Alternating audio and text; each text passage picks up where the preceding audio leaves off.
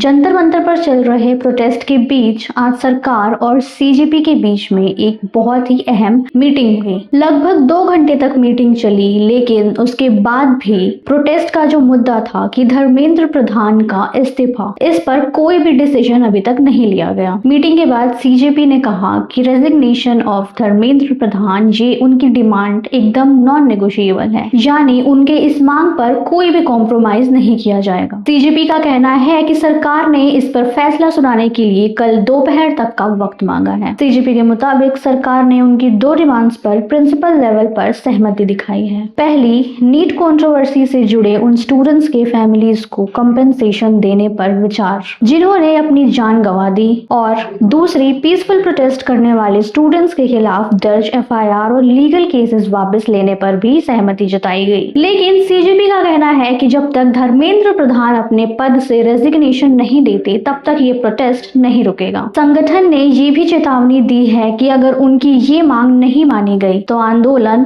और तेज किया जाएगा। वहीं यूनियन मिनिस्टर जेपी नड्डा ने मीटिंग को पॉजिटिव बताया और कहा कि कल एक और राउंड की बैठक होगी, जहां बाकी मुद्दों पर चर्चा जारी रहेगी।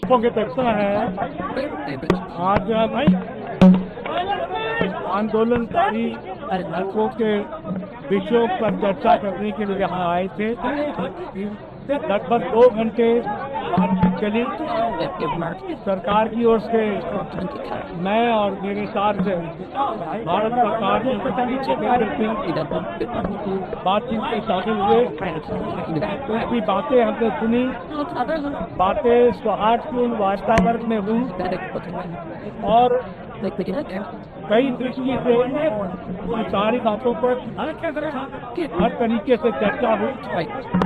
उसकी मुख्यतः 5 और 5 सुधार के परीक्षा में सुझाव है। हमने उनसे कि हम आपके साथ दोपहर बाद मिलेंगे और फिर हम आते हैं।